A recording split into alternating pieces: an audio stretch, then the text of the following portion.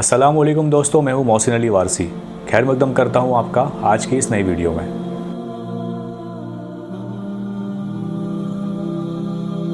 अहमदाबाद की सल्तनत के दौर की तारीखी इमारतों के बारे में हिंदुस्तान के सफ़े अव्वल फ़नो तामीरात के माहिर मरहूम मोहम्मद अब्दुल्ला चगदाई ने मार्च 1942 में एक रिसाला शाये किया, जिसका नाम Muslim monuments of Ahmedabad through their inscriptions, यानी अहमदाबाद की तारीखी इमारतों की उनके कदमों के ज़रिए पहचान है। इस रिसाले की जितनी तारीफ़ की जाए उतनी कम है।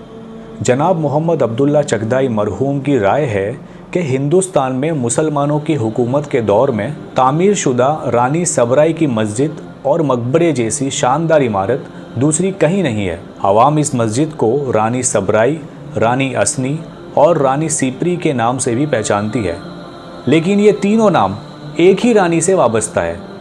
अहमदाबाद शहर के मशहूर आस्टोडिया दरवाजे के करीब रानी सबराई की तामीर की हुई मस्जिद को फ़नो तामीर के माहिरों ने हिंदुस्तान की सबसे खूबसूरत मस्जिदों में से एक बताया है। ये मस्जिद सुल्तान मुजफ्फर शाह हलीम के दौर में सुल्तान महमूद शाह बेगड़ा के बेटे अबू बकर खान की वालिदा रानी सबराई ने सन 1514 में तामीर करवाई थी। मस्जिद के सामने ही रानी सबराई और अबू बकर खान का मकबरा है।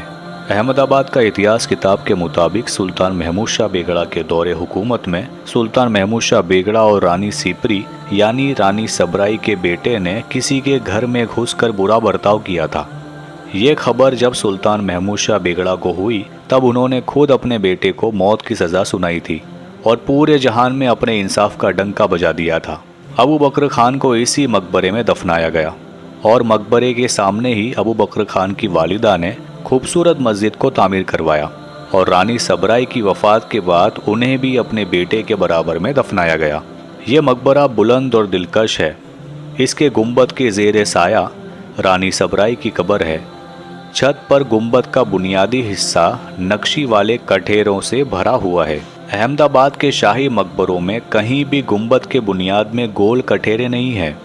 इस मकबरे की छत पर 4 कोनों को 4 छोटे गुंबदों से ढका हुआ है। इसी तरह ज़मीन पर के चारों कोनों की दीवारों को नक्शीदार कठेरों से सजाया हुआ है। इस मकबरे के 2 दरवाजे हैं। इन नक्श व निगार वाले चारों कोनों के ऊपर का हिस्सा मकबरे की छत तक जालियों से पुर किया गया है। कोनों की दीवारों को नक्शीदार कठेरों से सजाया गया है। दोस्तों, ये हुई मकबरे की बात।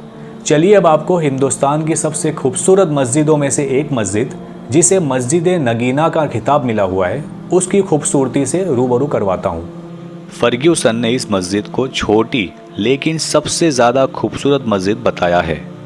इस मस्जिद का कुल रकबा 48 बाय 19 फीट है। किबले की दीवार में 3 मेहराब है जो कि संगे मरमर की नक्काशी से मुनक्कश है। दीवार की बाहर की जानिब 3 मेहराबों के 3 पुश्ते भी संग तराशी का उम्दा नमूना है। अंदर दरमियानी मेहराब के ऊपर अरबी ज़बान में संगे मरमर का छोटा कतबा है। मगरिबी दीवार में पत्थर की खूबसूरत और बारीक कारीगरी वाली 2 जालियां भी हैं, जबकि जुनूबी दीवार में बाहर निकले हुए 2 झरोखे भी संग तराशी के आला नमूने मालूम होते हैं। इस मस्जिद के मीनारे दिलकश और बेमिसाल हैं, इसमें कोई शक नहीं। ये ज़मीन से लेकर छत तक किस्म किस्म की पत्थर में की गई कशीदाकारी से भरे हुए हैं। छत से ऊपर के 2 हिस्सों का घेर कम है और वो सादा है।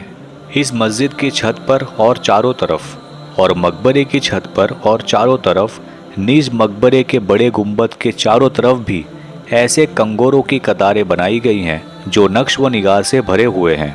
अलबत्ता ये मीनारे मस्जिद के साथ मुतनासिब हैं। दर हकीकत रानी सबराई की मस्जिद और मकबरे की इमारतें एक दूसरे के साथ मुकम्मल तनासुब रखती हैं और इनमें किसी तरह का नुक्स दिखाई देता नहीं है।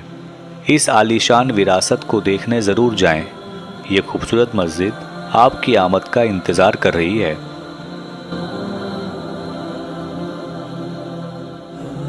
दोस्तों, अगर आपको मेरी वीडियो पसंद आई है तो इसे लाइक और शेयर ज़रूर कीजिएगा और इस चैनल को सब्सक्राइब करना मत भूलिएगा। शुक्रिया।